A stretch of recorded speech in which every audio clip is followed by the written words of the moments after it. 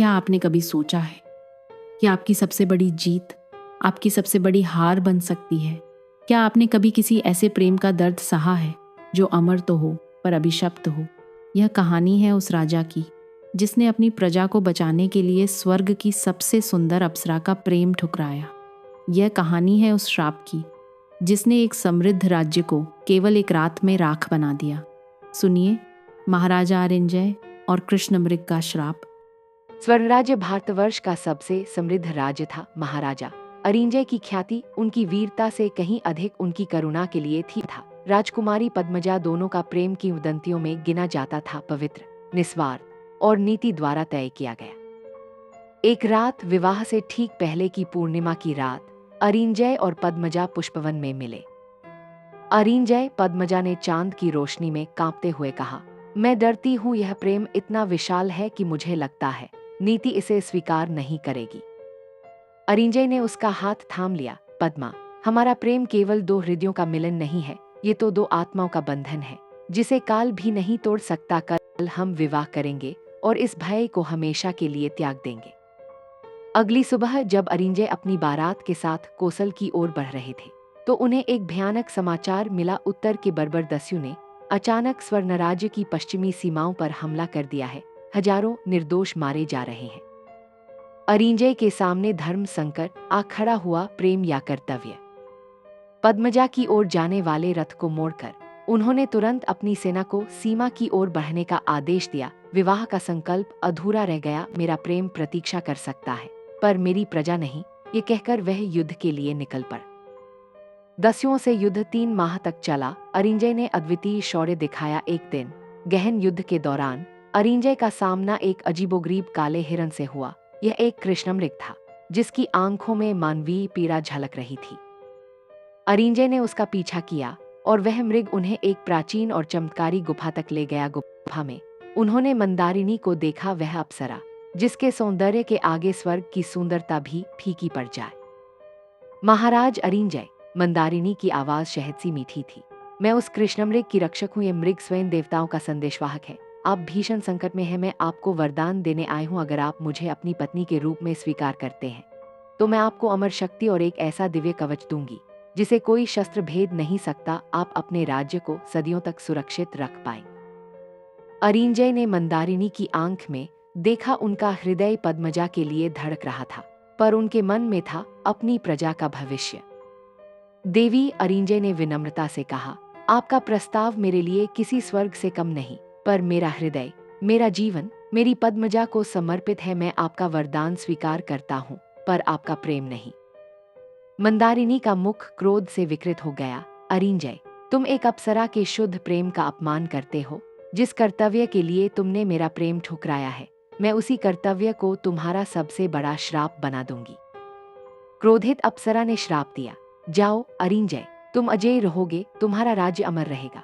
पर जिस क्षण तुम अपनी पद्मजा से मिलोगे, तुम्हारा यह स्वर्णराज्य एक रात में काला पत्थर बन जाएगा। तुम्हारा प्रेम ही तुम्हारे राज्य का शमशान होगा। कृष्णमृग का यह श्राप तुम्हें और तुम्हारी प्रजा को सदियों तक पीड़ा देगा। मंदारिनी और कृष्णमृग दोनों गायब हो गए। अरिंजय जीत गए थे पर एक भयानक श्राप के साथ। अरिंजय स्वर्णराज्य वापस लौटे। वह अब अजेय थे लेकिन उनकी आंखों में जीत की चमक नहीं बल्कि गहन वियोग का दर्द था। वह पद्मजा से मिल नहीं सकते थे। उन्होंने सेनापति रुद्रकेश को कोसल भेजा और यह झूठ बुलवाया कि वह युद्ध में गंभीर रूप से घायल हो गए हैं और अब विवाह नहीं कर सकते। पद्मजा ने यह सुनकर खुद को महल के एक कक्ष में कैद कर लिया। वह जानती थी कि अरिंजय झूठ बोल रहे हैं। उन्होंने अरिंजय को एक गुप्त संदेश भेजा, मेरा प्रेम मेरी मृत्यु से बड़ा है। मैं आपसे एक बार, बस एक बार मिलना चाहती हूँ, फिर भले ही वह हमारी अंतिम सांस हो।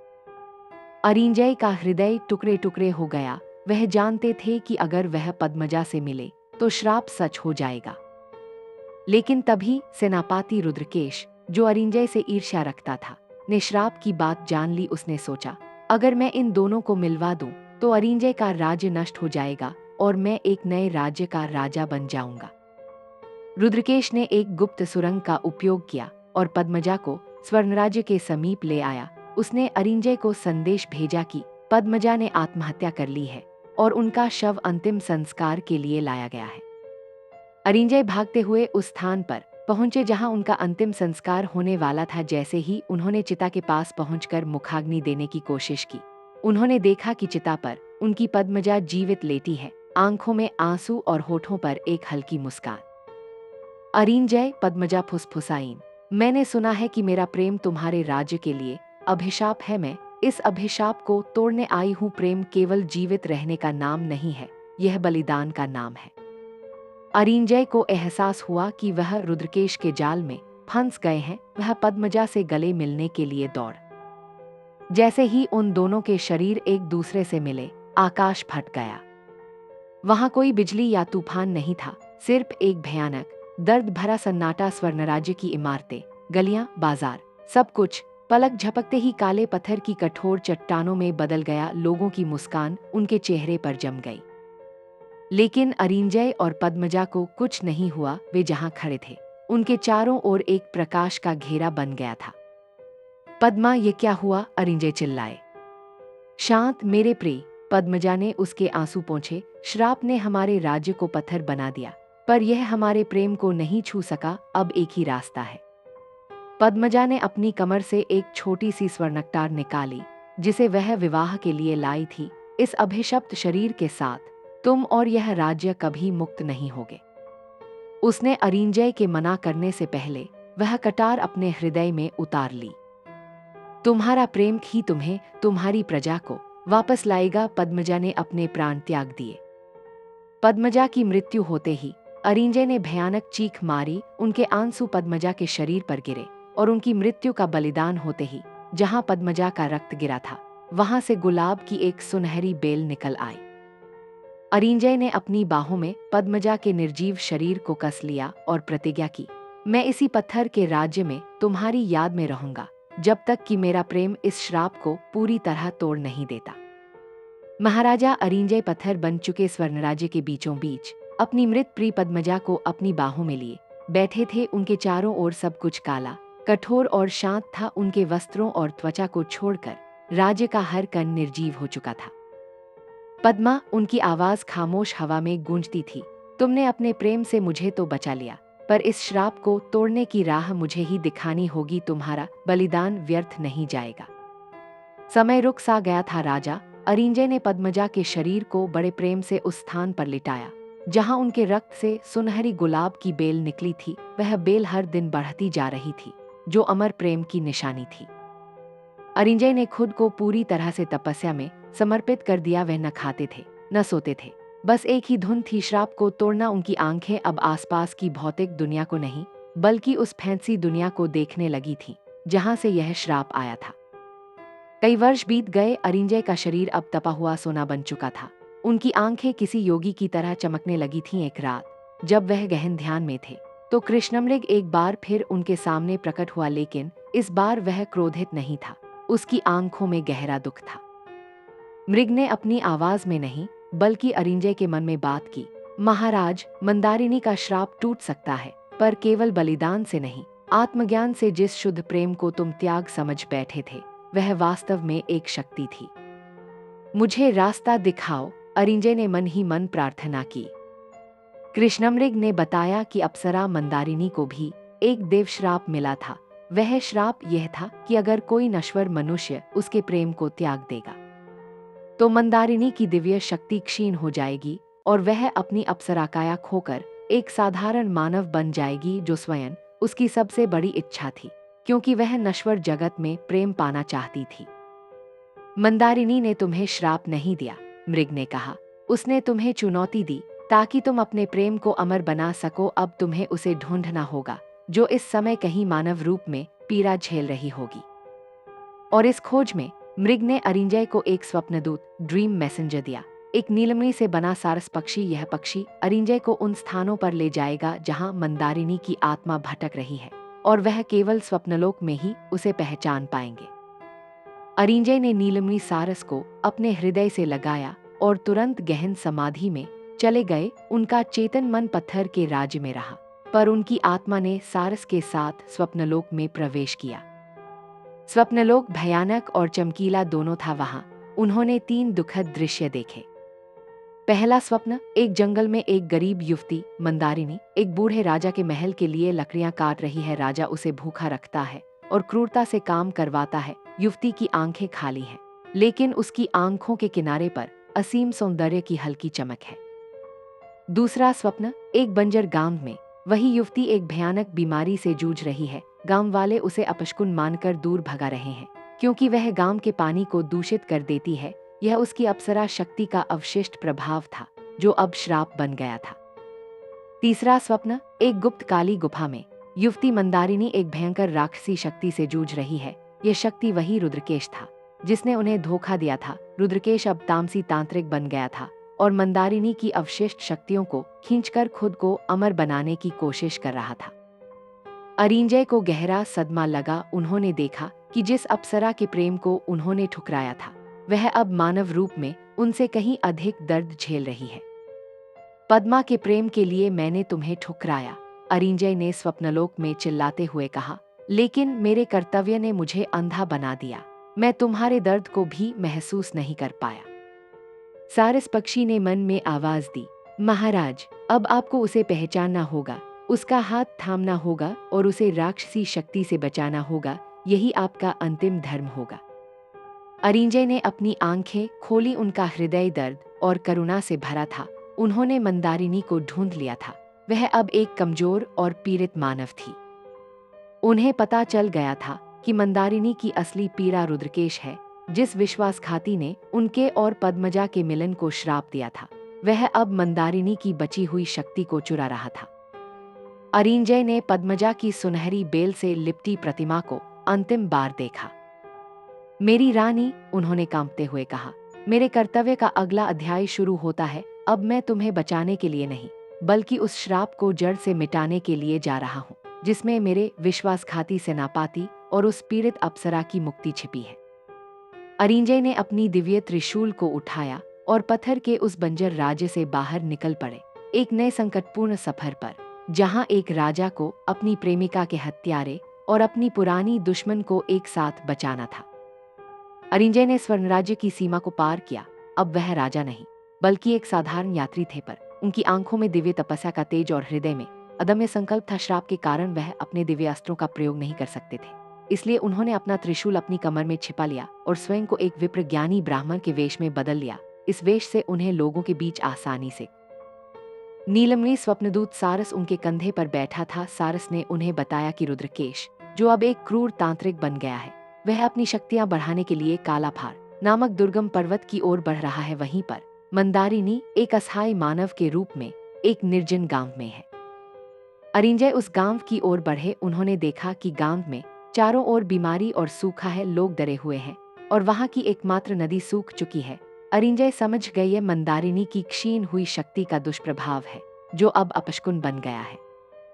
अरिंजय ने गांव में प्रवेश किया। उन्हें दूर एक टूटी झोपड़ी के पास एक कृशकाय फटेहाल स्त्री दिखाई दी। यही थी मंदारिनी। वह अब अपनी अप्सरा काया, अपनी दिव्य चेतना और अपने पिछले जीवन की यादें खो चुकी थी। वह बस एक बीमार और दुखी मानव थी, जिसे गांव वाले श्रापित मानते थे। जब अरिंजय उसके पास पहुंचे तो उन्होंने देखा कि मंदारिनी डर से कांप रही थी। वह आंखें नीचे किए बैठी थी। देवी, अरिंजय ने अत्यंत करुणा भरी आवाज में कहा, क्या तुम प्यासी हो? मंदारिनी ने ऊपर देखा। उसकी आंखें अरिंजय को पहचान नहीं पाईं, पर राजा की आवाज में छिपी निस्वार्थ करुणा ने उसे छू लिया। कौन हो तुम, विप्र? उसने धीमी आवाज में पूछा। मुझसे दूर रहो, मैं जहां जाती हूँ मृत्यु और सूखा ले आती हूँ। अरिंजय ने अपने कंधे पर बैठे सारस की ओर देखा। सारस ने उन्हें याद दिलाया, महाराज, तुम्हारा प्रेम तुम्हारे राज्य के लिए अभिशाप था। अब तुम्हारी करुणा ही इस श्राप को तोड़ सकती है।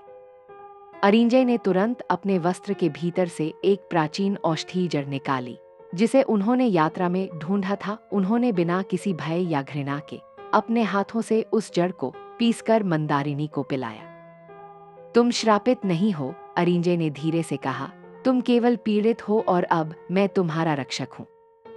जैसे ही मंदारिनी ने वह औषधि पी, उसके शरीर से एक फीकी नीली रोशनी निकली और वह रोगमुक्त होने लगी। उसकी आंखों में एक अस्पष्ट चमक वापस आई। पहली बार उसने अरिंजय को देखा, पर एक राजा के रूप में नहीं, बल्कि एक महान आत्मा के रूप में। गांव में अचानक भयानक गर्जना हुई। कालाफाड़ की दिशा से धूल और काली धुआं उठने लगा। रुद्रकेश वहां आधमका था। वह अब पहले से कहीं अधिक भयावह और शक्तिशाली दिख रहा था। उसके शरीर पर चमकीले तामसी ताबीज और मुकुट थे। तो अरिंजय, रुद्रकेश हंसा।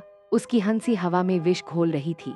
तुम अपनी रानी को बचाने का श्राप तोड़ नहीं पाए, तो अब इस बीमार भिखारिन को बचाने चले हो। यह वही अप्सरा है जिसने तुम्हारा राज्य छीना। मंदारिनी डर से सिकुड़ गई। उसने अरिंजय को घूर कर देखा। क्या तुम जानते थे कि मैं ही श्राप देने वाली हूँ?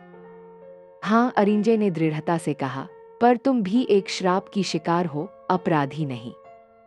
रुद्रकेश ने मंदारिनी की ओर एक काली ऊर्जा का गोला फेंका। रुद्रकेश को पता था कि अरिंजय अपनी दिव्य ढाल का प्रयोग नहीं करेंगे, क्योंकि वह उस श्राप को नहीं तोड़ सकते जिसे उनका प्रेम लाया है। तभी कहीं से कृष्णमृग प्रकट हुआ। वह तुरंत मंदारिनी और अरिंजय के बीच आ खड़ा हुआ।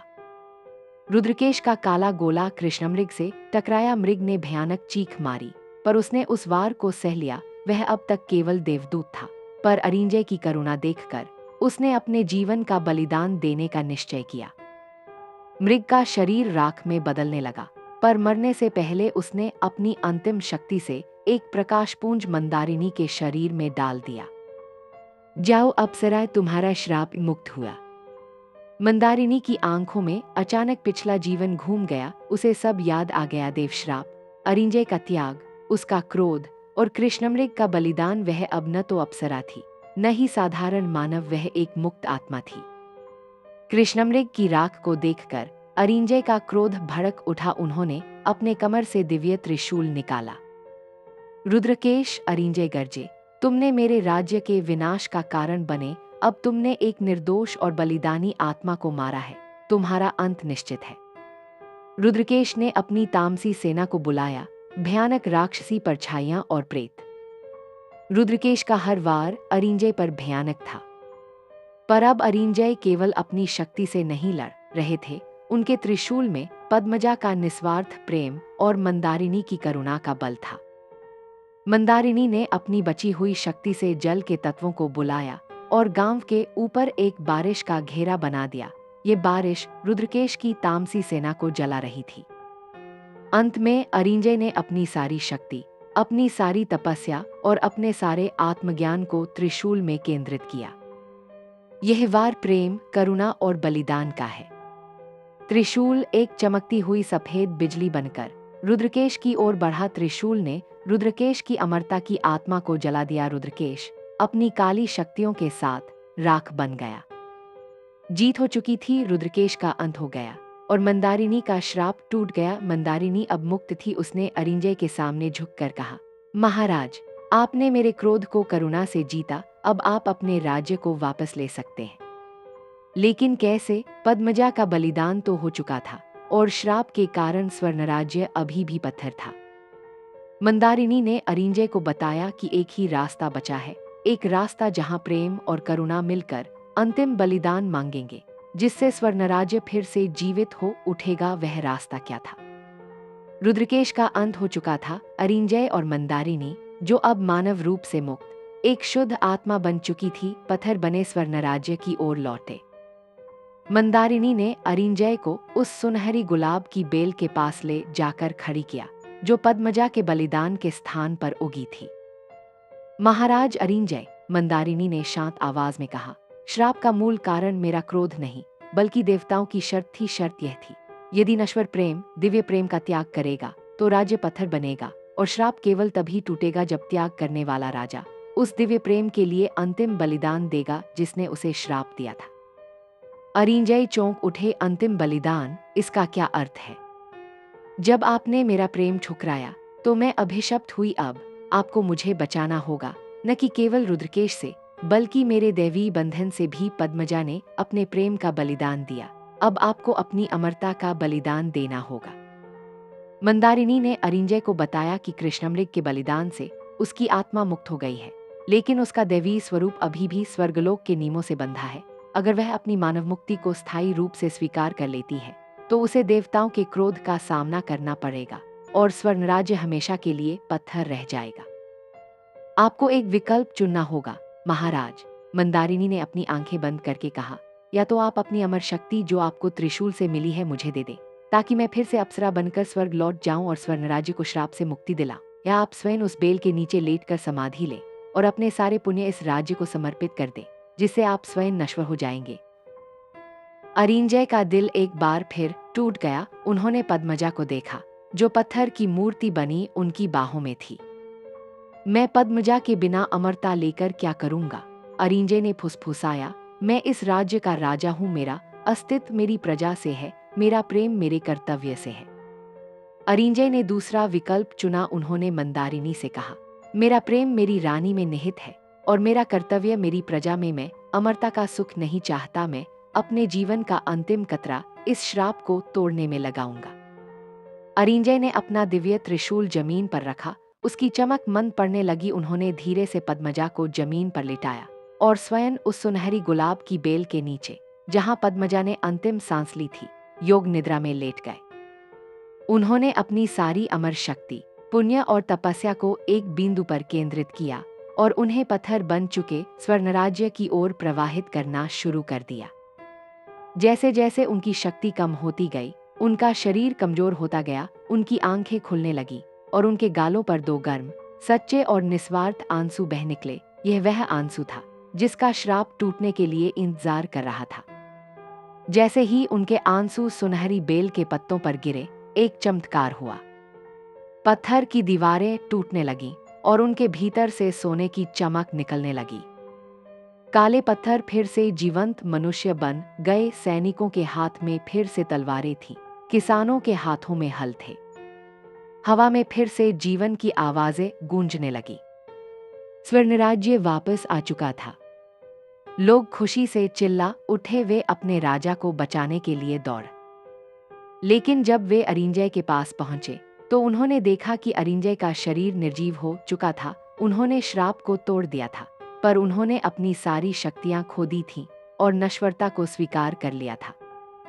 मंदारिनी अब पूर्ण रूप से मुक्त अरिंजय के पास आई। उसने रोते हुए कहा, महाराज, आपका प्रेम आपकी पद्मजा के लिए था, पर आपकी करुणा मेरे लिए थी। आपने न केवल अपना राज्य बल्कि मेरी आत्मा को भी बचाया। आप स्वर्ग के किसी भी देवता से महान हैं। मंदारिनी ने अपनी बची हुई अंतिम दैवीय शक्ति का प्रयोग किया। उसने पद्मजा के शरीर को उठाया और अरिंजय के निस्तेज शरीर के बगल में लिटा दिया। आपका प्रेम अमर है और आपकी कहानी अमर होगी। मंदारिनी ने उन दोनों के ऊपर सुनहरी गुलाब की बेल को फैला दिया। दोनों प्रेमी अब अमरता से मुक्त होकर नश्वर प्रेम की अंतिम नींद में सो गए। जनता ने महाराजा अरिंजय और महारानी पद्मजा को उसी स्थान पर समाधि दी। आज भी उस स्थान को प्रेम समाधि कहा जाता है।